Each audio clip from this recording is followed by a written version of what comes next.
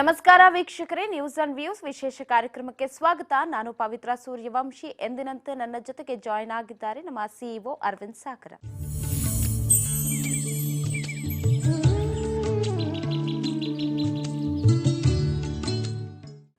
ಇವತ್ತು ಕೂಡ ಪ್ರತಿದಿನದಂತೆ ದಿನನಿತ್ಯದ ಒಂದು ಸುದ್ದಿ ಪೇಪರ್ಗಳಲ್ಲಿ ಏನೆಲ್ಲ ಹೆಡ್ಲೈನ್ಗಳನ್ನ ಕೊಟ್ಟಿದ್ದಾರೆ, ಜೊತೆಗೆ ಒಳಪುಟಗಳಲ್ಲಿ ಯಾವ ವಿಚಾರಗಳನ್ನ ಹೆಚ್ಚಾಗಿ ಪ್ರಾಮುಖ್ಯತೆ ಪಡೆದುಕೊಂಡಿದೆ, ಸಂಪಾದಕೀಯದಲ್ಲಿ ಏನ್ ಕೊಟ್ಟಿದ್ದಾರೆ, ದೇಶ ವಿದೇಶದಲ್ಲಿ ಏನಿದೆ ಅನ್ನೋದನ್ನ ದಿನ ಕೂಡ ಕಣ್ಣಾಡಿಸ್ತೀವಿ, ಅದನ್ನ ವಿಶ್ಲೇಷಣೆ ಕೂಡ ಮಾಡ್ತೀವಿ. ಇವತ್ತು ಕೂಡ ಒಂದಷ್ಟು ದಿನಪತ್ರಿಕೆಗಳ ಜೊತೆಗೆ ಬಂದಿದ್ದೀವಿ. ಇವತ್ತು ಕೂಡ ಯಥ ಪ್ರಕಾರ ಈಗ ಚುನಾವಣೆ ವಿಚಾರವಾಗಿ ಆಗಿರ್ಬೋದು, ಸಂಪುಟ ಸರ್ಜರಿ ವಿಚಾರವಾಗಿ ಆಗಿರ್ಬೋದು, ಎಲ್ಲಾ ವಿಚಾರಗಳಿಗೂ ಕೂಡ ಪ್ಲೇಸ್ಮೆಂಟ್ ಅನ್ನ ಪಡೆದುಕೊಂಡಿದ್ಯಾ, ಯಾವೆಲ್ಲ ವಿಚಾರಗಳಿಗೆ ಹೈಲೈಟ್ ಮಾಡಿದ್ದಾರೆ, ಇವೆಲ್ಲವನ್ನ ನೋಡ್ತಾ ಹೋಗೋಣ. ಮೊದಲಿಗೆ ಈ ದಿನದ ಶುಭ ನುಡಿಯನ್ನ ನೋಡೋಣ. ನಮ್ಮನ್ನ ಆಲಕ್ಷಿಸುವವರು ಎಷ್ಟೇ ದೊಡ್ಡವರಾಗಿರಲಿ ದೂರ ಇಡಬೇಕು. ಪ್ರೀತಿ ವಿಶ್ವಾಸದಿಂದ ಕಾಣುವವರು ಯಾರೇ ಆಗಿರಲಿ ಅವರನ್ನ ಗೌರವದಿಂದ ಕಾಣಬೇಕು. ಇದು ಈ ದಿನದ ಶುಭ ನುಡಿ, ಮುಂಜಾನೆಯ ಮಾತಾಗಿದೆ. ನಮ್ಮನ್ನ ಯಾರೆಲ್ಲ ನಿರ್ಲಕ್ಷ್ಯ ಮಾಡ್ತಾರೆ ಅವರನ್ನ ದೂರನೇ ಇಡಿ, ಪ್ರೀತಿಸೋರನ್ನ ಹತ್ರ ಇಟ್ಕೊಳ್ಳಿ ಅಂತ ಇವತ್ತಿನ ಶುಭ ನುಡಿ. ಇದರ ಮೂಲಕ ಇವತ್ತಿನ ಒಂದು ದಿನಪತ್ರಿಕೆಗಳಲ್ಲಿ ಏನೆಲ್ಲ ಇದೆ ಅನ್ನೋದನ್ನ ನೋಡೋಣ ಸರ್. ಪವಿತ್ರ, ಅದೇ ಇವತ್ತು ಎಲ್ಲ ಪತ್ರಿಕೆಗಳು ಸಾಮಾನ್ಯ ಗಮನಿಸಿರೋ ಹಾಗೆ ಆಜಾನ್ ವಿಚಾರದ್ದು, ಚುನಾವಣೆ ವಿಚಾರದ್ದು, ಸಂಪುಟ ಪುನರ್ರಚನೆ ವಿಚಾರದ್ದು, ಆಮೇಲೆ ಶ್ರೀಲಂಕಾದಲ್ಲಿ ಆಗಿರ್ತಕ್ಕಂಥ ವಿಚಾರಗಳು ಸಾಕಷ್ಟು ಎಲ್ಲ ಮುಖಪುಟ ಮತ್ತು ಇನ್ಸೈಡ್ ಎಲ್ಲ ಒಳಪುಟಗಳಲ್ಲಿ ಪ್ರಕಟಣೆ ಆಗಿರ್ತಕ್ಕಂಥದ್ದು. ಮೊದಲನೇದಾಗಿ ನಾವು ಕನ್ನಡಪ್ರಭ ನೋಡೋದಾದರೆ ಅದರ ಹೆಡ್ಲೈನ್ ಹೀಗಿದೆ: ಮಧ್ಯಪ್ರದೇಶದಲ್ಲಿ ಚುನಾವಣೆಗೆ ಸುಪ್ರೀಂ ಆದೇಶ ಪರಿಣಾಮ, ರಾಜ್ಯದಲ್ಲೂ ಜಿಪಂ ತಾಪಂ ಬಿಬಿಎಂಪಿ ಎಲೆಕ್ಷನ್ ಶೀಘ್ರ, ಕಾನೂನು ತಜ್ಞರಿಗೆ ಸರ್ಕಾರ, ರಾಜ್ಯ ಚುನಾವಣಾ ಆಯೋಗ ಮೊರೆ, 2 ವರ್ಷದಿಂದ ಬಿಬಿಎಂಪಿ, 1 ವರ್ಷ ಜಿಪಂ ತಾಪಂ ಸಮರ ಬಾಕಿ. ಅಂದರೆ ಚುನಾವಣೆ 2 ವರ್ಷದಿಂದ ಬಾಕಿ ಇದೆ ಅಂತಕ್ಕಂಥ ವಿಚಾರದಲ್ಲಿ ಮಧ್ಯಪ್ರದೇಶದ ಒಂದು ಸುಪ್ರೀಂ ಏನು ಆದೇಶ ಕೊಟ್ಟಿದೆ, 2 ವಾರಗಳಲ್ಲಿ ನೋಟಿಫಿಕೇಶನ್ ಮಾಡಬೇಕು ಅಂತ. ಅದಕ್ಕೆ ಸಂಬಂಧಪಟ್ಟ ಹಾಗೆ ಈಗ ಸರ್ಕಾರ ಯಾವ ರೀತಿ ಕ್ರಮ ತಗೊಳ್ಳತ್ತೆ ಅಂತ. ಇದಕ್ಕೆ ಸಂಬಂಧಪಟ್ಟ ಹಾಗೆ ಆಗಲೇ ಮುಖ್ಯಮಂತ್ರಿಗಳು ನಾವು ಚುನಾವಣೆಗೆ ಸಿದ್ಧ ಅಂತ ಹೇಳಿದ್ದಾರೆ, ರಾಮಲಿಂಗಾರೆಡ್ಡಿ ಅವರು ನಾವು ರೆಡಿ ಅಂತ ಹೇಳಿದ್ದಾರೆ, ಅಶೋಕ್ ಹೇಳಿದ್ದಾರೆ, ಎಲ್ಲರೂ ಹಿಂಗೆ ಹೇಳ್ಕೊಂಡಿದ್ದಾರೆ. ಆದರೆ ಈ ಮಧ್ಯದಲ್ಲಿ ಈ BBMP ಅಂದರೆ ಅಧಿಕಾರಿಗಳು ಯಾವ ರೀತಿ ತಗೊಳ್ತಾರೆ, ಕ್ರಮ ಎಂತ ಇದು ಮಾಡ್ತಾರೆ ಅಂತಕ್ಕಂಥ ವಿಚಾರ ಬರುತ್ತೆ. ಯಾಕಂದರೆ 198 ವಾರ್ಡ್ಗಳಿಗೆ ಚುನಾವಣೆ ಮಾಡಬೇಕು, ದೇಶದ ಎಲ್ಲ ಕಡೆ ನಡೀಬೇಕು ಅಂತ ಚುನಾವಣೆ ಮಾಡಬೇಕು ಅಂತ ಆದೇಶ ಕೊಟ್ಟರೆ ಹಿನ್ನೆಲೆಯಲ್ಲಿ ಮೊದಲ ಒಂದು ಚುನಾವಣೆ ಇಲ್ಲಿ ನಡೀಬೇಕು ಅಂತಕ್ಕಂಥ ಆದೇಶ ಕೊಟ್ಟಿರೋದು. ಅದು 2 ವಾರ ನೋಟಿಫಿಕೇಶನ್ ಆಗಬೇಕು ಅಂತ. ಇದರಲ್ಲಿ ಚುನಾವಣೆಗೆ ನಾವು ಸಿದ್ಧ, ಸುಪ್ರೀಂ ಕೋರ್ಟ್ ಆದೇಶದ ಬಗ್ಗೆ ಸಂಪೂರ್ಣ ಅಧ್ಯಯನ ಮಾಡುವಂತೆ ಕಾನೂನು ಇಲಾಖೆ ಮತ್ತು ಅಡ್ವೊಕೇಟ್ ಜನರಲ್ ಅವರಿಗೆ ಸೂಚಿಸಿದ್ದೇನೆ. ಸುಪ್ರೀಂ ಕೋರ್ಟ್ ಆದೇಶ ಎಲ್ಲ ರಾಜ್ಯಗಳಿಗೆ ಹಾಗೂ ಸ್ಥಳೀಯ ಸಂಸ್ಥೆಗಳಿಗೆ ಅನ್ವಯವಾಗುತ್ತದೆ. ಚುನಾವಣಾ ಆಯೋಗದೊಂದಿಗೆ ಚರ್ಚೆ ಮಾಡಲಾಗುವುದು. ಬಿಜೆಪಿ ಎಲ್ಲ ಚುನಾವಣೆಗಳಿಗೂ ಸಿದ್ಧವಿದೆ, ಬಸವರಾಜ ಬೊಮ್ಮಾಯಿ ಅವರು ಹೇಳಿದ್ದಾರೆ, ಮುಖ್ಯಮಂತ್ರಿಗಳು. ಇನ್ನು ಅಶೋಕ್ ಹಾರ್ನಳ್ಳಿಯವರು ಅಶೋಕ್ ಅವರು ಹೇಳಿರ್ತಕ್ಕಂಥ ಮಾತು ಇದೇನೆ: ಸುಪ್ರೀಂ ಕೋರ್ಟ್ ನೀಡಿರುವ ಆದೇಶ ಎಲ್ಲ ರಾಜ್ಯಗಳಿಗೂ ಅನ್ವಯಿಸುತ್ತದೆ, ಹಾಗಾಗಿ ನಾವು ಈ ಆದೇಶ ಪಾಲಿಸಿ ಬಿಬಿಎಂಪಿ ಚುನಾವಣೆ ನಡೆಸಬೇಕಾಗುತ್ತದೆ. ವಾರ್ಡ್ ಪುನರ್ವಿಂಗಡಣೆ ಪ್ರಕ್ರಿಯೆ ಚಾಲ್ತಿಯಲ್ಲಿದ್ದರೂ ಸುಪ್ರೀಂ ಆದೇಶದ ಹಿನ್ನೆಲೆಯಲ್ಲಿ ಇದುವರೆಗೆ ಇದ್ದ 198 ವಾರ್ಡ್ಗಳಿಗೆ ಚುನಾವಣೆ ನಡೆಸಬೇಕಾಗುತ್ತದೆ. ಇನ್ನು ಮೀಸಲಾತಿ ವಿಚಾರದಲ್ಲಿ ಕೊಂಚ ಗೊಂದಲವಿದೆ. ಅಶೋಕ್ ಹೇಳಿರ್ತಕ್ಕಂಥದ್ದು. ಸುಪ್ರೀಂ ಕೋರ್ಟ್ ಹೇಳಿರ್ತಕ್ಕಂಥ ಒಂದು ಕಂಟೆಂಟ್ ಮೇನ್ ಪಾಯಿಂಟ್ಸ್ ಏನಪ್ಪ ಅಂದರೆ, ಮಧ್ಯಪ್ರದೇಶದ 23,000 ಸ್ಥಳೀಯ ಸಂಸ್ಥೆಗಳಿಗೆ 2 ವರ್ಷಗಳಿಂದ ಚುನಾವಣೆಯೇ ನಡೆದಿಲ್ಲ. ಇಷ್ಟೊಂದು ಅವಧಿವರೆಗೆ ಚುನಾವಣೆ ನಡೆಸದೇ ಇರುವುದು ಕಾನೂನಿನ ಸ್ಪಷ್ಟ ಉಲ್ಲಂಘನೆ. ಚುನಾವಣೆ ನಡೆಸಲು ಸ್ಥಳೀಯ ಸಂಸ್ಥೆಗಳ ಕ್ಷೇತ್ರ ಮರುವಿಂಗಡಣೆಗೆ ಕಾಯುವುದು ತಪ್ಪು. ಸ್ಥಳೀಯ ಸಂಸ್ಥೆಯು 5 ವರ್ಷಗಳ ಅವಧಿ ಪೂರ್ಣಗೊಂಡಾಗ ಚುನಾವಣೆ ನಡೆಸಬೇಕು. ಅವಧಿ ಮುಗಿದಾಗ ಎಷ್ಟು ಕ್ಷೇತ್ರ ಇದ್ದವೋ ಅಷ್ಟು ಕ್ಷೇತ್ರಕ್ಕೆ ಚುನಾವಣೆ ಆಯೋಜಿಸಬೇಕು. OBC ಮೀಸಲು ಜಾರಿ ಪ್ರಕ್ರಿಯೆ ಆಗಿಲ್ಲ ಎಂಬ ಕಾರಣಕ್ಕೆ ಚುನಾವಣೆ ಮುಂದೂಡಬಾರದು. ತ್ರಿವಳಿ ಪರೀಕ್ಷಾ ವರದಿಗೆ ಕಾಯಬೇಕಿಲ್ಲ. ಅವಧಿ ಮುಗಿಯುತ್ತಿದ್ದಂತೆ ಚುನಾವಣೆ ನಡೆಸಬೇಕು. SC/ST ಕ್ಷೇತ್ರಗಳನ್ನು ಹೊರತುಪಡಿಸಿ ಮಿಕ್ಕ ಕ್ಷೇತ್ರಗಳನ್ನು ಸಾಮಾನ್ಯ ಎಂದು ಪರಿಗಣಿಸಿ ಅದರಂತೆ ಚುನಾವಣೆ ನಡೆಸಿ ಈ ಕುರಿತು 2 ವಾರದಲ್ಲಿ ಅಧಿಸೂಚನೆ ಹೊರಡಿಸಿ ಅಂತಕ್ಕಂಥ ವಿಚಾರವನ್ನು ಹೇಳಿದ್ದಾರೆ. ಕನ್ನಡಪ್ರಭದ ಹೆಡ್ಲೈನ್ ಸ್ಟೋರಿ ಅದು. ಓಕೆ, ಇನ್ನು ವಿಜಯ ಕರ್ನಾಟಕದಲ್ಲೂ ಕೂಡ ಚುನಾವಣೆಗೆ ಸುಪ್ರೀಂ ಆದೇಶ ಅನ್ನೋದನ್ನೇ ಇಲ್ಲಿ ಹೆಡ್ಲೈನ್ ಆಗಿ ತಗೊಂಡಿದ್ದಾರೆ. ಸ್ಥಳೀಯ ಸಂಸ್ಥೆಗಳಿಗೆ 2 ವಾರದಲ್ಲಿ ಅಧಿಸೂಚನೆ ಹೊರಡಿಸಲು ನಿರ್ದೇಶನವನ್ನ ಕೊಟ್ಟಿದ್ದಾರೆ ಅಂತ. OBC ಮೀಸಲಾತಿ ಸಬೂಬು ಸಲ್ಲದು, ಜನರಲ್ನಲ್ಲಿ ಸೀಟನ್ನ ಕಾಯ್ದಿರಿಸಿ ಅಂತ ಕೊಟ್ಟಿರೋದು. ಮಧ್ಯಪ್ರದೇಶಕ್ಕೆ ಬೀಸಿದ ಚಾಟಿ ಕರ್ನಾಟಕದ ಜಿಲ್ಲಾ ಪಂಚಾಯತ್ ತಾಲೂಕ್ ಪಂಚಾಯತಿಗೂ ಕೂಡ ಅನ್ವಯ ಆಗತ್ತೆ ಅಂತ. ಇದು ಕೋರ್ಟ್ ಏನೆಲ್ಲ ಹೇಳಿದೆ ಅನ್ನೋದನ್ನು ಕೂಡ ಇಲ್ಲಿ ಮೆನ್ಷನ್ ಮಾಡಿದ್ದಾರೆ. ಒಂದು ಬಾರಿ ಚುನಾವಣೆಯಲ್ಲಿ OBCಗೆ ಮೀಸಲಾತಿ ಕಲ್ಪಿಸದಿದ್ದರೆ ಸ್ವರ್ಗವೇನೋ ಕಳಚಿ ಬೀಳೋದಿಲ್ಲ ಅಂತ ಕೋರ್ಟ್ ಒಂದ್ ರೀತಿ ಕಟ್ಟುವಾಗೆ ಹೇಳಿರೋದು ಅಂತ. ಇನ್ನು ಕ್ಷೇತ್ರ ಮರುವಿಂಗಡಣೆ ಪ್ರಕ್ರಿಯೆಯು ಚುನಾವಣೆ ನಡೆಸದಿರಲು ಕಾರಣವಾಗಬಹುದು. ಇನ್ನು ಜನರಿಗೋಸ್ಕರ ಎಂಬ ತತ್ವದ ಉಲ್ಲಂಘನೆಗೆ ಇಂತಹ ಕಾರಣಗಳು ನೆಪ ಆಗಬಾರದು, ಯಾವನು ಕೂಡ ನೆಪ ಅಂತ ಇಟ್ಕೊಳ್ಬೇಡಿ ಅಂತ. ಇನ್ನು ಮಧ್ಯಪ್ರದೇಶದಲ್ಲಿ 23,000 ಸ್ಥಳೀಯ ಸಂಸ್ಥೆಗಳು ಎಷ್ಟು ವರ್ಷಗಳಿಂದ ಚುನಾಯಿತ ಪ್ರತಿನಿಧಿಗಳಿಲ್ಲದೆ ಅನಾಥವಾಗಿದೆ. ಇದೆಂತಹ ಆಡಳಿತ, ಇದೆಂತಹ ಆಘಾತಕಾರಿ ವಿಚಾರ. ಇದು ಕಾನೂನು ಸಂವಿಧಾನದ ಉಲ್ಲಂಘನೆಯೇ ಸರಿ ಅಂತ ಕೋರ್ಟ್ ಹೇಳಿದೆ. ಅದರ ಜೊತೆಗೆ ಚುನಾಯಿತ ಪ್ರತಿನಿಧಿಗಳಿಲ್ಲದೆ ಕಳೆಯುವ ಒಂದೊಂದು ದಿನವೂ ಕೂಡ ಸಮಸ್ಯೆಗಳ ಆಗರವೇ. ಅಂದ್ರೆ ಚುನಾಯಿತ ಪ್ರತಿನಿಧಿಗಳಿದ್ರೂ ಕೂಡ ಒಂದೊಂದು ಸಲ ಸಮಸ್ಯೆಗಳ ಆಗ್ರಹನೇ ಆಗಿರುತ್ತೆ. ಕೇಸ್ ಅವ್ರು ಇಲ್ಲದೆ ಹೋದ್ರೆ ಹೇಗೆ ಅಂತ ಕೋರ್ಟ್ ಹೇಳಿದೆ. ಇನ್ನು ಸಾಂವಿಧಾನಿಕ ಬದ್ಧತೆಯನ್ನ ಎಲ್ಲರೂ ಅನುಸರಿಸಬೇಕು. ತಪ್ಪು ಆದ್ಯತೆಗಳು ಮತ್ತು ರಾಜಕೀಯ ಒತ್ತಾಯಗಳೇ ಇಂದಿನ ಸ್ಥಿತಿಗತಿಗೆ ಕಾರಣ ಅಂತ ಇದು ಕೋರ್ಟ್ ಕೊಟ್ಟಿರೋದು. ಚುನಾವಣೆಗೆ ಆದೇಶ ಪಾಲಿಸಿದ್ರೆ OBCಗೆ ಅನ್ಯಾಯ ಆಗತ್ತೆ ಅಂತ ಕೂಡ ಒಂದಷ್ಟು ಜನ ಹೇಳಿಕೆಯನ್ನ ಕೂಡ ಕೊಟ್ಟಿದ್ದಾರೆ. ಸಿದ್ದರಾಮಯ್ಯನವರು ಕೂಡ ಒಂದು ಹೇಳಿಕೆಯನ್ನ ಕೊಟ್ಟಿರೋದು. ಒಟ್ಟಾರೆ ಎಲ್ಲಾ ವಿಚಾರಗಳನ್ನ ಕೂಡ ಇಲ್ಲಿ ಮೇನ್ ಪಾಯಿಂಟ್ಸ್ ಆಗಿ ತಗೊಂಡು ವಿಜಯ ಕರ್ನಾಟಕದಲ್ಲಿ ಹೈಲೈಟ್ ಮಾಡಿದ್ದಾರೆ, ಹೆಡ್ಲೈನ್ ಸ್ಟೋರಿ ಆಗಿ ತೆಗೆದುಕೊಂಡಿದ್ದಾರೆ. ಪ್ರಜಾವಾಣಿಯಲ್ಲೂ ಅದೇ ಹೆಡ್ಲೈನ್ ತಗೊಂಡಿದ್ದಾರೆ ಪವಿತ್ರ. ಅವಧಿ ಮುಗಿದ ನಂತರ ಖಾಲಿ ಬಿಡುವಂತಿಲ್ಲ, ಸುಪ್ರೀಂ ಕೋರ್ಟ್ ನಿರ್ದೇಶನ, ಸ್ಥಳೀಯ ಸಂಸ್ಥೆ ಚುನಾವಣೆ ನಡೆಸಿ ಅಂತ. ಬಹುತೇಕ ಎಲ್ಲ ಪತ್ರಗಳು ಇದೇ ರೀತಿ ಹೆಡ್ಲೈನ್ ತಗೊಂಡಿರೋದು. ಇಲ್ಲಿ 6 ವರ್ಷಕ್ಕೆ ಮತ್ತೊಂದು ವಿಚಾರ ಪ್ರಸ್ತಾಪ ಮಾಡ್ತಾರೆ. BJP ಚುನಾವಣೆಯಲ್ಲಿ ನಮಗೆ ಪ್ರತಿಸ್ಪರ್ಧಿಗಳಿಲ್ಲ, ಮತ್ತೆ BJPಯೇ ಗೆಲ್ಲುತ್ತದೆ. ನಾವು ಯಾವುದೇ ಸಂದರ್ಭದಲ್ಲೂ ಚುನಾವಣೆಗೆ ಸಿದ್ಧರಾಗಿದ್ದೇವೆ. BJPಗೆ ಅಭ್ಯರ್ಥಿಗಳ ಆಯ್ಕೆ ಎಷ್ಟೇ ಬಾಕಿ ಇದೆ ಎಂದು ಕಂದಾಯ ಸಚಿವರು ಅಶೋಕ್ ಹೇಳಿರ್ತಕ್ಕಂಥದ್ದು. ಇದು ಎಲ್ಲ ರೀತಿಯಲ್ಲೂ ಸುದ್ದಿ ಪ್ರಕಟಣೆ ಆಗಿರ್ತಕ್ಕಂಥದ್ದು. ಇನ್ನು ಎರಡನೇ ಸುದ್ದಿ ಹೋದರೆ ಪ್ರಜಾವಾಣಿಯಲ್ಲಿ ಏನು director general of police Ravindranath ಅಂತ ಇದ್ರು, ನಾಗರಿಕ ಹಕ್ಕು ಮತ್ತು ಜಾರಿ ನಿರ್ದೇಶನಾಲಯದಲ್ಲಿ ಅವರು ಕೆಲಸ ಮಾಡ್ತಾ ಇದ್ರು 1 ವರ್ಷ 4 ತಿಂಗಳಿಂದ. ಅವ್ರನ್ನ ದಿಢೀರಾಗಿ ವರ್ಗಾವಣೆ ಮಾಡಿದ್ದಾರೆ. ಅದೊಂದು ದೊಡ್ಡ ಸುದ್ದಿಯಾಗಿ ಬಿಂಬಿತವಾಗಿರ್ತಕ್ಕಂಥದ್ದು ಇವತ್ತು ರಾಜ್ಯದಲ್ಲಿ. ಯಾಕೆ ಅವರು ರಾಜೀನಾಮೆ ಕೊಟ್ಟರು ಅಂತಕ್ಕಂಥ ವಿಚಾರ ನೋಡಕ್ಕೆ ಹೋದರೆ ಅಲ್ಲಿ ಈ ಜಾತಿಯ ವಿಚಾರಗಳು ಪ್ರಸ್ತಾಪ ಆದಾಗ ಸುಳ್ಳು ಜಾತಿಗಳನ್ನು ಸರ್ಟಿಫಿಕೇಟ್ ಕೊಟ್ಟಿರೋದು, ಅದರ ಮೂಲಕ ಅವರು ಎನ್ಕ್ವೈರಿ ಮಾಡ್ತಕ್ಕಂಥದ್ದು, ಅದರ ಇಂಪ್ಯಾಕ್ಟ್, ಕೆಲಸ ಮಾಡದೆ ಸಾತ್ವಿಕವಾಗಿ ಪ್ರಾಮಾಣಿಕವಾಗಿ ಕೆಲಸ ಮಾಡ್ತಕ್ಕಂಥ ವಿಚಾರಕ್ಕೆ ಅಡೆ ಒಡ್ಡಿ ಇದಕ್ಕೊಂದು ಗೋಡೆ ಹಾಕಿ ಇವ್ರನ್ನ ಟ್ರಾನ್ಸ್ಫರ್ ಮಾಡಿರ್ತಕ್ಕಂಥದ್ದು. ಹೀಗಾಗಿ ಅವರು ಮನನೊಂದು ಮುಖ್ಯಮಂತ್ರಿಗಳ ಪರವಾಗಿ ಅವರಿಗೆ ಭಾಳ ಒಲವಿದೆ, ಒಳ್ಳೆಯ ಮುಖ್ಯಮಂತ್ರಿ ಅಂತ. ಬಟ್ ಪೊಲೀಸ್ ಆಡಳಿತ ವ್ಯವಸ್ಥೆಯಲ್ಲಿ ಈ ರೀತಿಯ ಒಂದು ಕೆಟ್ಟ ರಾಜಕೀಯ ಇದೆ ಅಂತಕ್ಕಂಥ ರೀತಿಯ ಹಿನ್ನೆಲೆಯಲ್ಲಿ ಅವರು ರಾಜೀನಾಮೆ ಕೊಟ್ಟು ಹೋಗಿದ್ದಾರೆ. ಅದನ್ನು ಈಗ ಕುಮಾರಸ್ವಾಮಿ ಅವರು ಕೂಡ ನಿನ್ನೆ ಪ್ರಸ್ತಾಪ ಮಾಡಿದ್ದಾರೆ, ಅವರ ರಾಜೀನಾಮೆ ಅಂಗೀಕಾರ ಮಾಡಬಾರ್ದು ಅಂತ. ಯಾಕಂದರೆ ಪ್ರಾಮಾಣಿಕ ಅಧಿಕಾರಿಗಳಿಗೆ ಬೆಲೆ ಇಲ್ಲ, ಇಲ್ಲಿ ಪರ್ಸೆಂಟೇಜ್ನವ್ರಿಗೆ ಬೆಲೆ ಇದೆ, PSI ಅಕ್ರಮ ನೇಮಕ ದುಡ್ಡು ತೊಗೊಂಡವ್ರಿಗೆ ಬೆಲೆ ಇದೆ. ಈ ರೀತಿಯ ವ್ಯವಸ್ಥೆಯಲ್ಲಿ ಬದುಕಬೇಕಾದಂಥ ನಿಷ್ಠಾವಂತ ಅಧಿಕಾರಿಗಳಿಗೆ ಈ ಜೀವ್ ಹುಜರ್ ಅಂತ ಹೇಳಕ್ಕೆ ಬರಲ್ಲ. ಹೆಂಗಿದೆ ಕಾನೂನು ಚೌಕಟ್ಟು ಹಂಗೆ ಕೆಲಸ ಮಾಡಿದ ಅವ್ರಿಗೆ 3 ಕಾಸಿನ ಬೆಲೆ ಇಲ್ಲ ಅಂತಕ್ಕಂಥದ್ದು ಈ ವ್ಯವಸ್ಥೆಯಲ್ಲಿ ಗೊತ್ತಾಗ್ತಿದೆ ಅಂತಕ್ಕಂಥದ್ದು. ಯಾವ್ಯಾವ ರೀತಿಯಲ್ಲಿ ಈಗ ಅವ್ರು 2ನೇ ಬಾರಿ ಅವರಿಗೆ ಹಿಂದೆನೂ ಪ್ರಮೋಷನ್ ಕೊಡಬೇಕಾಗಿತ್ತು, ADGP ಆದಾಗ DG ಪ್ರಮೋಷನ್ ಕೊಡಬೇಕಾಗಿತ್ತು, ಅದನ್ನು ಓವರ್ಲುಕ್ ಮಾಡಿದರು. ಈಗ ಇಲ್ಲಿ ತೊಗೊಂಬಂದು ಇಲ್ಲಿ ಕೂರಿಸಿದ್ರು, ಯಾವುದೋ ಒಂದು ಕೆಲಸದ ಜಾಗ ತೊಗೊಂಡಲ್ಲಿ ಹಾಕಿದರೆ ಅವರು ಚೇಂಬರು ಇಲ್ಲ, ಕುರ್ಚಿನೂ ಇಲ್ಲ. ಈ ರೀತಿ ಇದು ಅಗೌರವನ ನಿಷ್ಠೆಯಿಂದ ಕೆಲಸ ಮಾಡ್ತಕ್ಕಂಥ ಅಧಿಕಾರಿಗೆ ಸಿಗ್ತಕ್ಕಂಥ ಉಡುಗೊರೆನ ಅಂತಕ್ಕಂಥ ಪ್ರಶ್ನೆ ಬರುತ್ತೆ.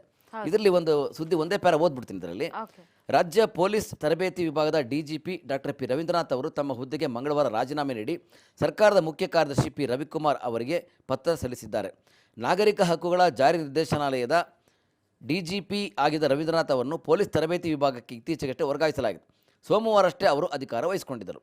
ವಿಧಾನಸೌಧದಲ್ಲಿ ಮಂಗಳವಾರ ಮುಖ್ಯ ಕಾರ್ಯದರ್ಶಿ ಅವರನ್ನು ಭೇಟಿಯಾದ ರವೀಂದ್ರನಾಥ್ ರಾಜೀನಾಮೆ ಪತ್ರ ಸಲ್ಲಿಸಿದ್ದಾರೆ. ಇದು ಎಲ್ಲ ಪತ್ರಿಕೆಗಳು ಬಹುಶಃ ಕವರ್ ಆಗಿದೆ ಈ ಸುದ್ದಿ. ಕೆಲವರು ಮುಖಪಟದಲ್ಲಿ ತಗೊಂಡಿದ್ದಾರೆ, ಕೆಲವರು ಒಳಪಟದಲ್ಲಿ ತಗೊಂಡಿದ್ದಾರೆ. ಹೌದು.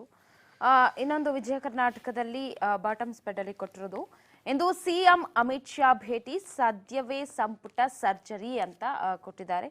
ಅಂದ್ರೆ ಸದ್ಯದಲ್ಲೇ ಆಗತ್ತೆ ಅಂತ, ಆಗ್ಲೇಬೇಕು ಇದು. ಯಾಕಂದ್ರೆ ಬಹಳ ದಿನದಿಂದ ನೆನೆಗುದಿಗೆ ಬಿದ್ದಿರುವಂತಹ ವಿಚಾರ. ಇಲ್ಲಿ ಈ ಸಂಪುಟದ ವಿಚಾರವನ್ನ ಇಟ್ಕೊಂಡು ಕೇವಲ ಸರ್ಕಾರ ಮಾತ್ರ ಒಂದ್ ರೀತಿ ಹಗ್ಗ ಜಗ್ಗಾಟ ಮಾಡ್ತಿಲ್ಲ. ಇದರಿಂದ ನಷ್ಟ ಆಗ್ತಾ ಇರೋದು ಜನಸಾಮಾನ್ಯರಿಗೆ, ಒಂದಷ್ಟು ಕ್ಷೇತ್ರದ ಜನರಿಗೆ. ಯಾಕಂದ್ರೆ ಅನುದಾನ ಬಿಡುಗಡೆ ಆಗಿಲ್ಲ, ಅಭಿವೃದ್ಧಿ ಆಗಿಲ್ಲ, ಮಳೆಗಾಲ ಹತ್ರ ಬಂತು, ಈಗಾಗಲೇ ಅಸಾನಿ ಚಂಡಮಾರುತದ ಎಫೆಕ್ಟ್ ಎಲ್ಲಾ ಕಡೆ ರಾಜ್ಯದಲ್ಲೂ ಇರೋದ್ರಿಂದಾಗಿ ಒಂದಷ್ಟು ಕಡೆ ಮತ್ತೆ ಪ್ರವಾಹದ ಭೀತಿ ಎದುರಿಸ್ತಾ ಇದ್ದಾರೆ. ಅವ್ರನ್ನೆಲ್ಲ ನೋಡಿದ್ರೆ ನಿಜಕ್ಕೂ ಒಂದ್ ರೀತಿ ಬೇಸರ ಆಗುತ್ತೆ. ಬಟ್ ಸರ್ಕಾರಕ್ಕೆ ಮಾತ್ರ ಅದು ಮನವರಿಕೆ ಆಗಲ್ಲ. ಒಂದಷ್ಟು ಖಾತೆಗಳನ್ನ ಇವ್ರ ಬಳಿನೇ ಇಟ್ಕೊಂಡಿದ್ದಾರೆ. ಅವ್ರ ಖಾತೆ ನಮಗೆ ಕೊಡ್ತಾ ಇಲ್ಲ, ಅನುದಾನ ಸಿಗ್ತಾ ಇಲ್ಲ ಅಂತ ಅಲ್ಲಿನ ಶಾಸಕರು ಹೇಳ್ತಿದ್ದಾರೆ. ಇವೆಲ್ಲ ಎಲ್ಲಿಗೆ ಹೋಗಿ ಮುಟ್ಟತ್ತೋ ಗೊತ್ತಿಲ್ಲ. ಬಟ್ ರಾಜ್ಯದ ಜನ ಮಾತ್ರ ಹಿಡಿಶಾಪ ಆಗ್ತಿದ್ದಾರೆ. ಅದರ ನಡುವೆ ಈಗ ಮತ್ತೆ ದೆಹಲಿಯಲ್ಲಿ ಬೊಮ್ಮಾಯಿ ಅವರು ವಾಸ್ತವ್ಯ ಹೂಡಿರೋದು, ಇವತ್ತೇನಾದ್ರೂ ಹೈಕಮಾಂಡ್ ಒಪ್ಪಿಗೆಯನ್ನ ಸೂಚಿಸತ್ತಾ, ಅದು ಕೂಡ ದೊಡ್ಡ ಕ್ವೆಶ್ಚನ್ ಮಾರ್ಕ್. ಸೂಚಿಸುತ್ತಾ ಇಲ್ವಾ ಇನ್ನೂ ಕೂಡ ಗೊತ್ತಿಲ್ಲ, ನೋಡ್ಬೇಕು. ಇನ್ ಕೇಸ್ ಏನಾದ್ರೂ ಆದ್ರೆ ಅದರಲ್ಲಿ 6 ಈಗ ಸೀಟ್ ಇರೋದು. ಯಾರೆಲ್ಲ ಬರ್ತಾರೆ, ಯಾರೆಲ್ಲ ಇರ್ತಾರೆ ಅನ್ನೋದು ಕೂಡ ದೊಡ್ಡ ಪ್ರಶ್ನೆ ಆಗಿದೆ. ಇನ್ ಕೇಸ್ ಯಾರನ್ನಾದ್ರೂ ಕೈ ಬಿಟ್ರೆ ಮತ್ತೆ ಅವರೆಲ್ಲಿ ತಗಾದೆ ತೆಗಿತಾರೋ, ಮತ್ತೆ ಅವರೆಲ್ಲಿ ಬೇರೆ ಬೇರೆ ಕಿತಾಪತಿಗಳನ್ನ ತೆಗಿತಾರೋ ಗೊತ್ತಿಲ್ಲ. ಇದ್ರಲ್ಲೇ ಸರ್ಕಾರ ಕಾಲ ದೂಡುವಂತಹ ಪರಿಸ್ಥಿತಿ. ಈ ವಿಚಾರವನ್ನ ಕೂಡ ಇಲ್ಲಿ ವಿಜಯ ಕರ್ನಾಟಕದಲ್ಲಿ ತಗೊಂಡಿದ್ದಾರೆ ಬಾಟಸ್ಪೇಟಲ್ಲಿ ಅಂತ. ಪವಿತ್ರ ಉದಯವಾಣಿಯಲ್ಲೂ ಕೂಡ ಅದೇ ಪ್ರಶ್ನಾತೀತವಾಗಿ ಹಾಕಿದ್ದಾರೆ. ಪುನರಚನೆಗೆ ಒಪ್ಪಿಗೆ ಕ್ವಶನ್ ಮಾರ್ಕು. ನಾಳೆ ಬೆಳಗ್ಗೆ ಅಥವಾ ಮುಂದಿನ ಸೋಮವಾರ ಸರ್ಜರಿ ಸಾಧ್ಯತೆ, ಸಚಿವಾಕಾಂಕ್ಷಿಗಳಲ್ಲಿ ಕಾತರ, ಕೊನೆಗಳಿಗೆಯಲ್ಲಿ ಪಟ್ಟಿ ಅಕೈರು ಸಂಭವ ಅಂತ. ಇಲ್ಲಿ ಒಂದು ಪ್ಯಾರ ಏನು ಅಂದರೆ, ರಾಜ್ಯ ಬಿಜೆಪಿಯಲ್ಲಿ ನಡೆಯುತ್ತಿರುವ ಬೆಳವಣಿಗೆಗಳ ಹಿನ್ನೆಲೆಯಲ್ಲಿ ಗುರುವಾರ ಸಚಿವಾಕಾಂಕ್ಷಿಗಳು ಮತ್ತು ಹಾಲಿ ಸಚಿವರುಗಳಿಗೆ ಅಚ್ಚರಿಯ ಸುದ್ದಿ ಬರುವುದು ಬಹುತೇಕ ಖಚಿತವಾಗಿದೆ. ಮುಖ್ಯಮಂತ್ರಿ ಬಸವರಾಜ ಬೊಮ್ಮಾಯಿ ಅವರು ದೆಹಲಿಗೆ ತೆರಳಿ ಹೈಕಮಾಂಡ್ ನಾಯಕರು ಭೇಟಿ ಮಾಡದೇ ಇದ್ದರೂ ಸಂಪುಟ ವಿಸ್ತರಣೆ ಅಥವಾ ಪುನರಚನೆ ಕುರಿತು ಈಗಾಗಲೇ ಹಲವಾರು ಬಾರಿ ಹೈಕಮಾಂಡ್ ನಾಯಕರ ಜೊತೆ ಚರ್ಚೆ ನಡೆಸಿದ್ದರಿಂದ, ಅಲ್ಲದೆ ಮುಂಬರುವ 2023 ವಿಧಾನಸಭೆ ಚುನಾವಣೆಯನ್ನು ಗಮನದಲ್ಲಿಟ್ಟುಕೊಂಡು ಪಕ್ಷದ ಹೈಕಮಾಂಡ್ ಸಚಿವ ಸಂಪುಟ ಪುನರಚಿಸುವ ಆಲೋಚನೆ ಇಟ್ಟುಕೊಂಡಿರುವುದರ ಕೊನೆ ಗಳಿಗೆಯಲ್ಲಿ ಸಂಪುಟ ಸೇರುವವರ ಅಂತಿಮ ಪಟ್ಟಿಯನ್ನು ಕಳಿಸಿಕೊಡುತ್ತಾರೆ ಎಂಬ ಮಾತುಗಳು ಕೇಳಿಬರುತ್ತಿವೆ. ಈಗ ಏನಾಗಿದೆ ಅಂದರೆ, ಈಗ ಇವರಿಗೆ ಅನಿವಾರ್ಯ ಆಗಿದೆ, ಈಗ ಮಾಡಲೇಬೇಕು, ಇಲ್ಲ ಮಾಡಲ್ಲ, ಎರಡಲ್ಲಿ ಒಂದಾಗಬೇಕು. ಈಗ ನೀವು ಆವಾಗಲೇ ಹೇಳಿದಾಗೆ ಮುಂಗಾರು ಪ್ರವೇಶ ಆಗ್ತಾ ಇದೆ, ಕೆಲವು ಕಡೆ ಬೆಳೆ ಹಾನಿಯಾಗಿದೆ, ರೈತರು ಸಂಕಷ್ಟದಲ್ಲಿದ್ದಾರೆ, ಅಭಿವೃದ್ಧಿಯ ಕೆಲಸಗಳು ಕುಂಠಿತ ಆಗ್ತಾ ಇದೆ. ಮುಖ್ಯಮಂತ್ರಿಗಳೇ ಹೇಳಿದ್ದಾರೆ, ಅವರೇ ಚಾಟಿ ಬೀಸಿದ್ದಾರೆ, ಸಿಇಒ ಅಧಿಕಾರಿಗಳ ಜೊತೆ ಮೀಟಿಂಗ್ ಮಾಡಿದ್ದಾರೆ, ಜಿಲ್ಲಾಧಿಕಾರಿಗಳ ಜೊತೆ ಮೀಟಿಂಗ್ ಮಾಡಿದ್ದಾರೆ. ಅಂದಮೇಲೆ ಇವ್ರದ್ದೇ ಸರ್ಕಸ್ ಮಾಡ್ತಾ ಕೂತ್ಕೊಂಡ್ರೆ ಇಲ್ಲಿ ಅಭಿವೃದ್ಧಿ ಕೆಲಸ ಹೆಂಗಾಗುತ್ತೆ? ಆಗಬೇಕಲ್ಲ, ಜನಹಿತ ನೋಡ್ಬೇಕಲ್ಲ. ಇವ್ರು ಬರೀ ಅಧಿಕಾರ, ಅವ್ರಿಗೆ ಬೇಕು ಸಚಿವಾಕಾಂಕ್ಷಿಗಳು, ಇವ್ರಿಗೆ ಅಧಿಕಾರ ಬೇಕು, ಇವ್ರಿಗೆ ಅಧಿಕಾರ ಬೇಕು ಅಂದರೆ ಯಾತಕ್ಕೆ? ಏನು ನಡೀತಾ ಇದೆ ಇಲ್ಲಿ? ಜನ ತಿಳ್ಕೊತಾರೆ ಅದನ್ನು. ಜನ ದಡ್ಡರಾಗಿಲ್ಲ ಈಗ, ಅರ್ಥ ಆಯ್ತಾ? ಈಗ ಒಂದೇ ಆಗಬೇಕು, ಇಲ್ಲ ಆಗಲ್ಲ. ಈ ಬಹುಶಃ ಇವತ್ತು ಅಲ್ಲೇ ಇದ್ದಾರೆ, ಠಿಕಾಣಿ ಹೂಡಿದ್ದಾರೆ ಮುಖ್ಯಮಂತ್ರಿಗಳು. ಬಹುಶಃ ಏನೋ ರಿಸಲ್ಟ್ ತೊಗೊಂಡ್ಬರ್ಬೋದು ಅಂತಕ್ಕಂಥ ಮಾಹಿತಿ ಇದೆ. ತರಲಿ ತರದೇ ಇರಲಿ, ಇಲ್ಲಿ ಮತ್ತೆ ಅಮಿತ್ ಶಾ ಹೇಳಿರ್ತಕ್ಕಂಥ ಮಾತನ್ನು ನೆನಪು ಮಾಡ್ಕೊಂಡು ಅಭಿವೃದ್ಧಿ ಕೆಲಸದ ಕಡೆಗೆ ಗಮನ ಕೊಡಬೇಕಾಗುತ್ತೆ. ಯಾಕಂದರೆ ಚುನಾವಣೆ ಹತ್ರ ಬರ್ತಾ ಇದೆ. ಒಂದು ಈಗ BBMP ಚುನಾವಣೆಗೂ ನೀವು ತಯಾರಿ, ನಾವು ರೆಡಿ ಅಂತ ಹೇಳಿದಿರಿ, ಇವೆಲ್ಲ ಕೌಂಟ್ ಆಗುತ್ತೆ. ಇದನ್ನು ಗಮನದಲ್ಲಿಟ್ಕೊಂಡು ಹೈಕಮಾಂಡ್ ಕೂಡ ಇದನ್ನು ಗಮನದಲ್ಲಿಟ್ಕೊಂಡು ಕೆಲಸ ಮಾಡಬೇಕಾಗತ್ತೆ. ಅದು ಒಂದು ಹೆಡ್ಲೈನ್ ತೊಗೊಂಡಿರ್ತಕ್ಕಂಥದ್ದು. ಅದು ಬಿಟ್ಟರೆ ನೆಕ್ಸ್ಟು ಹಾರ್ಡ್ ಸೌಂಡ್ಗೂ ಬ್ರೇಕ್ ಅಂತ ಕೊಟ್ಟಿದ್ದಾರೆ. ಇದು ಶಬ್ದ ಮಾಲಿನ್ಯದ ವಿಚಾರ ಬಂದಿದೆಯಲ್ಲ, ಇದು ಆಜಾನ್ ಗಿಜಾನ್ ಅಂತ ಹೇಳಿ ಶುರುವಾಗಿದ್ದಲ್ಲ, ಧರ್ಮಯುದ್ಧ. ಇದರಲ್ಲಿ ಹಾರ್ಡ್ ಸೌಂಡ್ಗೂ ಬ್ರೇಕು, ಶಬ್ದ ಮಾಲಿನ್ಯ ತಡೆಗೆ ಸರ್ಕಾರದ ಹಲವು ನಿರ್ಬಂಧ ಹಾಕಿದ್ದಾರೆ. ಇನ್ನು ರಾತ್ರಿ ವೇಳೆ ಡ್ರೆಸೆಂಟ್ ಅಥವಾ ತಮಟೆ ಬಾರಿಸುವಂತಿಲ್ಲ, ತುತ್ತೂರಿ ಊದುವಂತಿಲ್ಲ. ಅಷ್ಟೇ ಅಲ್ಲ, ವಾಹನಗಳು ಹಾರ್ನ್ ಮಾಡುವುದನ್ನು ಕೂಡ ನಿಷೇಧಿಸಲಾಗಿದೆ. ಸಾರ್ವಜನಿಕ ಪ್ರದೇಶಗಳಲ್ಲಿ ಧ್ವನಿವರ್ಧಕ ಬಳಕೆ ಹಾಗೂ ಶಬ್ದ ಮಾಲಿನ್ಯ ನಿಯಂತ್ರಣಕ್ಕೆ ಸಂಬಂಧಿಸಿ ರಾಜ್ಯ ಸರ್ಕಾರ ಮಂಗಳವಾರ ಮಾರ್ಗಸೂಚಿ ಹೊರಡಿಸಿದ್ದು ಹಲವು ನಿರ್ಬಂಧಗಳನ್ನು ವಿಧಿಸಲಾಗಿದೆ. ಆಯಿತಾ? ಇದರಲ್ಲಿ ಸಾರ್ವಜನಿಕ ಸ್ಥಳಗಳಲ್ಲಿ ಲೌಡ್ ಸ್ಪೀಕರ್ ಬಳಕೆ ಕುರಿತು ಮಾರ್ಗಸೂಚಿ ಪ್ರಕಟ ಆಗಿದೆ. 15 ದಿನಗಳ ಒಳಗಾಗಿ ಅನುಮತಿ ಪಡೆಯಬೇಕು. ಯಾರು ಪಡೆದಿಲ್ಲ ಪಡಿಬೇಕು, ಅದಕ್ಕೊಂದು ಕಂಡೀಷನ್ಸ್ ಎಲ್ಲ ಹಾಕಿದ್ದಾರೆ. ಅದರಲ್ಲಿ ಅನುಮತಿ ನೀಡಲು ಸಮಿತಿ ರಚನೆ ಕೂಡ ಮಾಡಿದ್ದಾರೆ. ಧ್ವನಿವರ್ಧಕಗಳ ಬಳಕೆ ಅನುಮತಿ ನೀಡಲು ಸಮಿತಿ ರಚಿಸಲಾಗಿದ್ದು, ಕಮಿಷನರೇಟ್ ವ್ಯಾಪ್ತಿಯಲ್ಲಿ ಸಹಾಯಕ ಪೊಲೀಸ್ ಆಯುಕ್ತರು, ಕಾರ್ಯಕಾರಿ ಅಭಿಯಂತರರು, ಮಾಲಿನ್ಯ ನಿಯಂತ್ರಣ ಮಂಡಳಿ ಸದಸ್ಯರೊಬ್ಬರು ಸೇರಿ 3 ಸಮಿತಿ ಇರಲಿದೆ. ಕಮಿಷನರೇಟ್ ಇಲ್ಲದ ಕಡೆ ತಹಶೀಲ್ದಾರ್, DYSP, ಮಾಲಿನ್ಯ ನಿಯಂತ್ರಣ ಮಂಡಳಿ ಸದಸ್ಯರಿರುವ ಸಮಿತಿ ರಚಿಸಲಾಗಿರುತ್ತದೆ. ಸಮಿತಿ ಒಪ್ಪಿಗೆ ಪಡೆದು ಧ್ವನಿವರ್ಧಕ ಅಳವಡಿಸಬೇಕು ಎಂದು ಸೂಚಿಸಲಾಗಿದೆ. ಇದೊಂದು ಇಂಪಾರ್ಟೆಂಟ್ ಸುದ್ದಿ. ಯಾಕಂದರೆ ಭಾಳ ದಿನಗಳಿಂದನೂ ಇದೊಂದು ತಕರಾರು ಆಗ್ತಾ ಇತ್ತಲ್ಲ, ಅತ್ಲಾಗೆ ಆಜಾನು, ಇತ್ಲಾಗೆ ಭಜನೆ ಅಂತ ಶುರುವಾಗಿತ್ತಲ್ಲ. ಸೊ ಈ ಮಾರ್ಗಸೂಚಿ ಪ್ರಕಟ ಆದಮೇಲೆ ಎಲ್ರಿಗೂ ಅನ್ವಯ ಆಗುತ್ತೆ. ಅನ್ವಯ ಆಗಬೇಕು, ಪಾಲನೆ ಮಾಡಬೇಕು. ಮಾಡಿದ್ರೆ ಯಾರೇ ಆಗಿರಲಿ ಕ್ರಮ ತಗೊಳ್ಬೇಕು. ಸರ್ಕಾರ ಹೇಳಿದ ನಿರ್ದಿಷ್ಟ, ಈಗ ಸುಪ್ರೀಂ ಕೋರ್ಟ್ ಆದೇಶ ಕೊಟ್ಟುಕೊಳ್ಳೆ ಪಾಲನೆ ಮಾಡಬೇಕು ಅಂತ ಹೇಳ್ತೀವಲ್ಲ, ಹೀಗೆ ಸರ್ಕಾರದ ಆದೇಶ ಪಾಲನೆ ಮಾಡಬೇಕಾಗತ್ತೆ. ಓಕೆ. ಇನ್ನು ವಿಜಯವಾಣಿಯಲ್ಲಿ ಸರ್ ಸೇಮ್ ವಿಚಾರಗಳು. ರಾಜ್ಯದಲ್ಲಿ ಚುನಾವಣಾ ಪರ್ವ ಒಂದು ಕಡೆ ತಗೊಂಡಿದ್ದಾರೆ, ಒಂದು ಕಡೆ ಸಂಪುಟ ಇನ್ನೂ ಕೂಡ ಸಸ್ಪೆನ್ಸ್ ಅಂತ ತಗೊಂಡಿದ್ದಾರೆ. ಇನ್ನು ರಾಜ್ಯದಲ್ಲಿ ಚುನಾವಣಾ ಪರ್ವ, ಪರಿಷತ್ ರಾಜ್ಯಸಭೆ ಬಳಿಕ BBMPಗೂ ಎಲೆಕ್ಷನ್ ಸಾಧ್ಯತೆ ಅಂತ ತಗೊಂಡಿರೋದು. ತಜ್ಞರ ಜೊತೆ ಆಯೋಗ ಇವತ್ತು ಸಭೆಯನ್ನ ಕೂಡ ಮಾಡುತ್ತೆ ಅಂತ ಹೇಳಿದ್ದಾರೆ. ಒಂದು ಕಡೆ ಸ್ಥಳೀಯ ಸಂಸ್ಥೆ ಚುನಾವಣೆ ನಡೆಸುವ ಕುರಿತು ಸುಪ್ರೀಂ ಕೋರ್ಟ್ ನೀಡಿರುವ ಆದೇಶಕ್ಕೆ ಸಂಬಂಧಪಟ್ಟಂತೆ ರಾಜ್ಯ ಚುನಾವಣಾ ಆಯೋಗ ತೀರ್ಮಾನಿಸಬೇಕು. ಆಯೋಗದ ನಿರ್ಧಾರಕ್ಕೆ ಸರ್ಕಾರ ಬದ್ಧವಾಗಿರುತ್ತೆ ಅಂತ ಬೊಮ್ಮಾಯಿ ಅವರು ಹೇಳಿಕೆಯನ್ನ ಕೊಟ್ಟಿದ್ದಾರೆ. ಸುಪ್ರೀಂ ಕೋರ್ಟ್ ಹೇಳಿರೋದೇನು ಅನ್ನೋದಾದ್ರೆ, ಮರು ವಿಂಗಡಣೆ ಪ್ರಕ್ರಿಯೆಗಳನ್ನ 5 ವರ್ಷದ ಅವಧಿಗೆ ಮುನ್ನವೇ ಪೂರ್ಣಗೊಳಿಸಬೇಕಾಗತ್ತೆ ಮತ್ತು ಸರಿಯಾದ ಸಮಯಕ್ಕೆ ಚುನಾವಣೆ ನಡೆಸೋದಕ್ಕೆ ಆಯೋಗಕ್ಕೆ ಎಲ್ಲಾ ಸಹಕಾರವನ್ನ ಸರ್ಕಾರ ನೀಡಬೇಕಾಗತ್ತೆ. ಮಧ್ಯಪ್ರದೇಶ ಚುನಾವಣಾ ಆಯೋಗ 2 ವಾರಗಳಲ್ಲಿ ಚುನಾವಣೆ ದಿನಾಂಕದ ನೋಟಿಫಿಕೇಶನ್ ಹೊರಡಿಸಬೇಕು. ಇನ್ನು ಇಂಥದ್ದೇ ಮಾದರಿಯ ಪ್ರಕರಣಗಳು ಬೇರೆ ರಾಜ್ಯಗಳಲ್ಲಿದ್ರೆ ಅಲ್ಲಿಯೂ ಕೂಡ ಈ ತೀರ್ಪು ಅನ್ಯಾಯ ಆಗತ್ತೆ ಅಂತ ನ್ಯಾಯಮೂರ್ತಿ AM ಖಾನ್ವಿಲ್ಕರ್ ನೇತೃತ್ವದ ತ್ರಿಸದಸ್ಯ ನ್ಯಾಯಪೀಠ ಅಭಿಪ್ರಾಯವನ್ನ ವ್ಯಕ್ತಪಡಿಸಿರೋದು. ಇದು ಒಂದು ರೀತಿ ಸರ್ಕಾರಕ್ಕೆ ಚಾಟಿ ಬೀಸಿದೆ ಅಂತ. ಯಾಕಂದ್ರೆ ಒಂದ್ ಕಡೆ ವಿಧಾನಸಭಾ ಚುನಾವಣೆಯ ಮೂಡ್ನಲ್ಲೇ ಇರೋದು, ರಾಜ್ಯ ಆಗಿರ್ಬೋದು, ಹೊರ ರಾಜ್ಯಗಳಾಗಿರ್ಬೋದು, ಹೈಕಮಾಂಡ್ ಕೂಡ ಅದೇ ಮೂಡಲ್ಲಿದ್ದಾರೆ, ಅದೇ ಗುಂಗಲ್ಲಿದ್ದಾರೆ, ತಂತ್ರಗಳನ್ನು ಮಾಡ್ತಾ ಇದ್ದಾರೆ, ಆಪರೇಷನ್ ಕಮಲಕ್ಕೂ ಕೂಡ ಮುಂದಾಗ್ತಾ ಇದ್ದಾರೆ.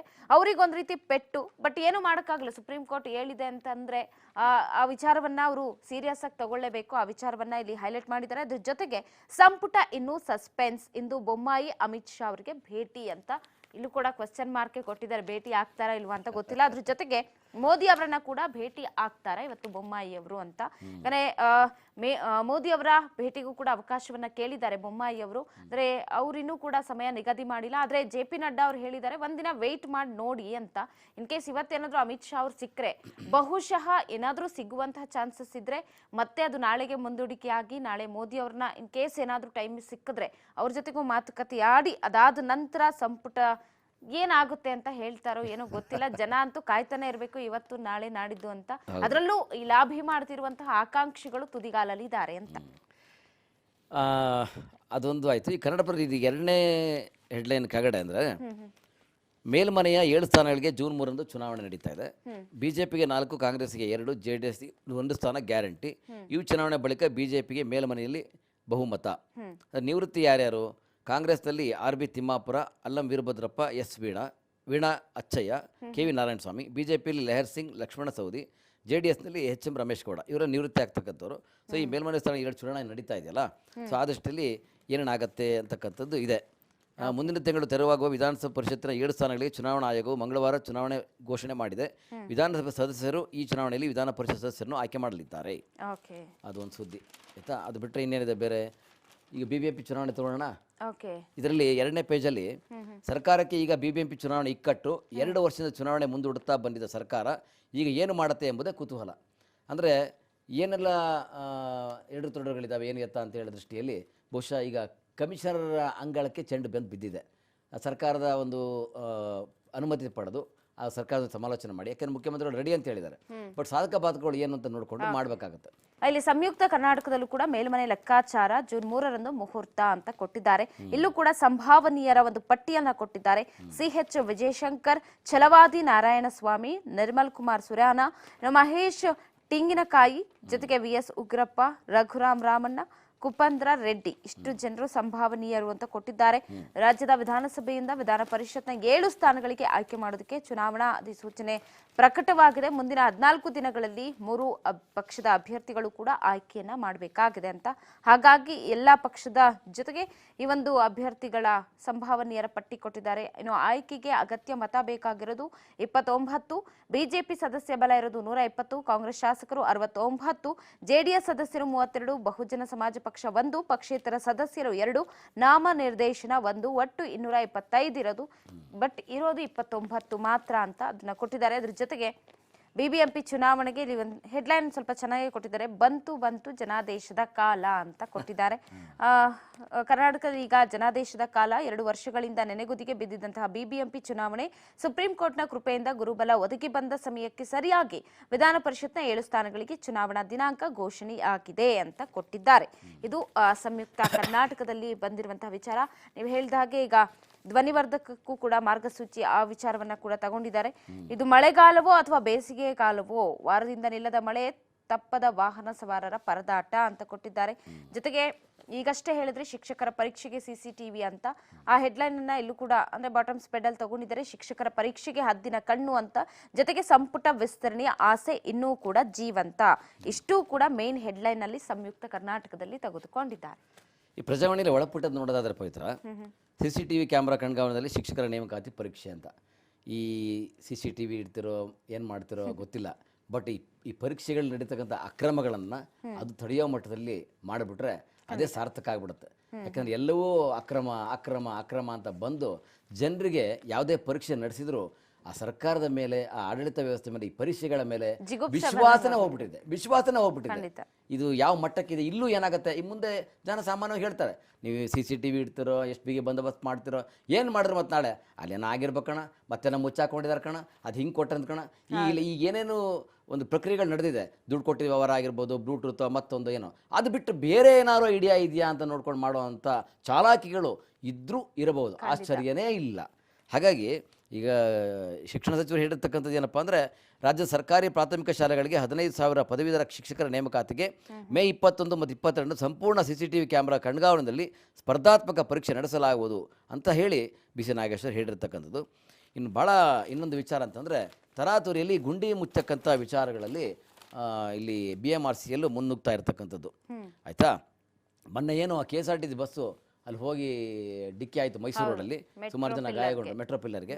ಸೊ ಅದಾದಮೇಲೆ ಈಗ ಒಂದು ಸ್ವಲ್ಪ ಅಂದರೆ ನಮ್ಮ ವ್ಯವಸ್ಥೆ ಹೆಂಗಿದೆ ಅಂದರೆ, ಏನೋ ಒಂದು ಇನ್ಸಿಡೆಂಟ್ ಆಗಬೇಕು ಆವಾಗ ಎಚ್ಚೆತ್ಕೊಳ್ಳೋದು. ಅಂಥ ದಟ್ಟ ದರಿದ್ರ ಯಾವ ಅಧಿಕಾರಿ ಏನು ಬೇಕಾದ್ರೆ ತಗೊಳ್ಳಿ, ಏನೋ ಒಂದು ಆಗಬೇಕು ಆದ್ಮೇಲೆ ಅವರು ಹಿಂಗೆ ಮಾಡಬೇಕಾಗಿತ್ತು, ಹಿಂಗೆ ಮಾಡೋಣ ಅಂತ ಯೋಚನೆ ಮಾಡ್ತಾರೆ. ಈಗ ಈ ಥರದ್ದು ಇದಾಯ್ತಲ್ಲ BMRCಯಲ್ಲೂ, ಇದು ನ್ಯೂನತೆ ಇರೋದ್ರಿಂದ ಆಯಿತು. ಇದನ್ನು ಒಂದು ದೊಡ್ಡ ಸುದ್ದಿ ಹಾಕಿದ್ದಾರೆ, ಒಂದು ಪ್ಯಾರ ಓದ್ಬಿಡ್ತೀನಿ. ಮೈಸೂರು ರಸ್ತೆಯಲ್ಲಿನ ಮೆಟ್ರೋ ರೈಲು ಮಾರ್ಗದ ಕಾಂಕ್ರೀಟ್ ಕಂಬಕ್ಕೆ KSRTC ಬಸ್ ಕುದ್ದಿ ಸೋಮವಾರ ಬೆಳಗಿನ ಜಾವ ಅವಘಡ ಸಂಭವಿಸಿದ ಬಳಿಕ ಎಚ್ಚೆತ್ತಿರುವ ಬೆಂಗಳೂರು ಮೆಟ್ರೋ ರೈಲು ಅಭಿವೃದ್ಧಿ ನಿಗಮ BMRCಯಲ್ಲೂ ಅಪಾಯವನ್ನು ಆಹ್ವಾನಿಸುವಂತಿದ್ದ ಗುಂಡಿಗಳನ್ನು ರಾತ್ರಿ ಮುಚ್ಚಿದ್ದಾರೆ. ಮೆಟ್ರೋ ಪಿಲ್ಲರ್ ಸಂಖ್ಯೆ 500 ಬಳಿ ಈ ಘಟನೆ ನಡೆದಿತ್ತು. ಆಯ್ತಾ, ಇದೊಂದು ಭಾಳ ಕನ್ನಡಪ್ರಭದಲ್ಲಿ ಒಂದು ಕೊಟ್ಟಿದ್ದಾರೆ ಬಾಟಮ್ ಸ್ಪ್ರೆಡ್ಡಲ್ಲಿ. ಡ್ರೈನ್ ಹೋಲ್ಗೆ ಬಿದ್ದ ಖ್ಯಾತ ಗಾಯಕ ಅಜಯ್ ವಾರಿಯರ್ BBMP ನಿರ್ಲಕ್ಷ್ಯದ ವಿರುದ್ಧ ಜಾಲತಾಣದಲ್ಲಿ ಅತೃಪ್ತಿ. ಅವರ ಮಗಳದೇನೋ ಬರ್ತ್ಡೇ ಏನೋ ಇದೆ ಅಂತ ಹೇಳಿ ಅಲ್ಲೇನೋ ಗಾಡಿ ನಿಲ್ಸಿ ನಡ್ಕೊಂಡು ಹೋಗ್ತಿರ್ತಾರೆ.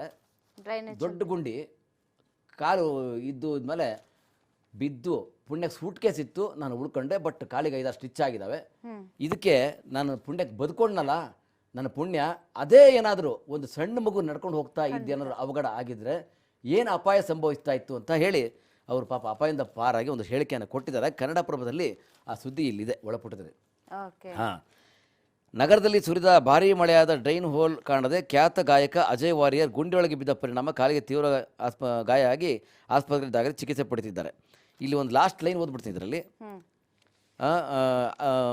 ಒಂದು ವೇಳೆ ಪುಟ್ಟ ಮಗು ಅದರೊಳಗೆ ಕಾಲು ಹಾಕಿದರೆ ದೇವರೇ ಕಾಪಾಡಬೇಕಿತ್ತು. BBMP ಅಧಿಕಾರಿಗಳು ಇತ್ತ ಗಮನ ಹರಿಸಿ ನಗರ ನಿವಾಸಿಗಳಿಗೆ ಸುರಕ್ಷಿತ ರಸ್ತೆ ಹಾಗೂ ಫುಟ್ಪಾತ್ ಕಲ್ಪಿಸುವ ನಿಟ್ಟಿನಲ್ಲಿ ಕ್ರಮ ಕೈಗೊಳ್ಳಬೇಕೆಂದು ಒತ್ತಾಯಿಸಿದ್ದಾರೆ. ಇತ್ತೀಚೆಗಷ್ಟೇ ಕಿರುತೆರೆಯ ಖ್ಯಾತ ನಟ ಸುನೇಂದ್ರ ಪಂಡಿತ್ ರಸ್ತೆ ಹಂಪಿನಿಂದ ಅಪಘಾತಕ್ಕೆ ಈಡಾಗಿದ್ರು. ಇವರು ಈಡಾಗಿದ್ರು, ಮೊನ್ನೆ ಬಂದಿತ್ತು ಸುದ್ದಿ, ಇದು 2ನೇದು. ಆಯಿತಾ, ಈ ಥರ ಈ BBMP ಅವರ ದಟ್ಟ ದಾರಿದ್ರ್ಯ ನಿರ್ಲಕ್ಷ್ಯತನ, ಇವ್ರ ಪರ್ಸೆಂಟೇಜ್ ವ್ಯವಹಾರಗಳು, ರಸ್ತೆ ಮಾಡುವಂಥದ್ದು, ಡಾಂಬರ್ ಹಾಕುವಂಥ ಎಷ್ಟು ಇಂಚ್ ಹಾಕ್ತಾರೆ, ಈ ಎಲ್ಲ ದಟ್ಟ ದಾರಿದ್ರ್ಯದ ಕೆಲಸದ ಮಧ್ಯೆ ದುಡ್ಡು ಅವರು ತಿಂದು ತೇಗಿ ಕೆಲವರು, ಇದು ಜನಕ್ಕೆ ಶಿಕ್ಷೆ ಕೊಡ್ತಕ್ಕಂಥ ಪ್ರಮಾದ. ಇನ್ನು ಕೂಡ ಇಲ್ಲಿ ಶ್ರೀಲಂಕಾದ ವಿಚಾರ ಅಂದ್ರೆ ರಾಜಪಕ್ಸ ಮೇಲೆ ಜನಾಕ್ರೋಶ ಮಾಡಿರೋದು, ಅವರು ಪಲಾಯನ ಮಾಡಿರೋದು, ಜೊತೆಗೆ ಒಡಿಶಾ ಬಂದರು ಮರಿಯೋಪೋಲ್ ಸ್ಥಾವರ ಎಲ್ಲವೂ ಕೂಡ ಇವತ್ತಿನ ಪೇಪರ್ ಅಲ್ಲೂ ಕೂಡ ಒಂದಷ್ಟು ಸ್ಥಳಗಳನ್ನ ಪಡೆದುಕೊಂಡಿತ್ತು. Thank you sir. ಇವತ್ತು ಕೂಡ ನೋಡಿದ್ವಿ ಎಲ್ಲಾ ದಿನಪತ್ರಿಕೆಗಳಲ್ಲೂ ಕೂಡ ಎಲ್ಲಾ ವಿಚಾರಕ್ಕೂ ಒಂದು ಪ್ಲೇಸ್ಮೆಂಟ್ ಸಿಕ್ಕಿದೆ. ಹೌದು, ಇಂಥದ್ದೇ ವಿಚಾರಕ್ಕೆ ಒತ್ತು ಅಂತಿಲ್ಲ. ರಾಜಕೀಯ ಆಗಿರಬಹುದು, ಜೊತೆಗೆ ರಾಜ್ಯದಲ್ಲಿ ಏನಾಗ್ತಾ ಇದೆ, ದೇಶ ವಿದೇಶಗಳಲ್ಲಿ ಏನಾಗ್ತಾ ಇದೆ, ಶ್ರೀಲಂಕಾ ವಿಚಾರವನ್ನು ಕೂಡ ಇಲ್ಲಿ ಹೆಚ್ಚಾಗಿ ಹೈಲೈಟ್ ಮಾಡಿರುವುದನ್ನ ನೋಡಿದ್ವಿ. ಇದು ಈ ಹೊತ್ತಿನ ವಿಶೇಷ. ನೋಡ್ತಾ ಇರಿ ರಾಜ್ ನ್ಯೂಸ್ ಕನ್ನಡ, ಇದು ಕನ್ನಡಿಗರ ಧ್ವನಿ.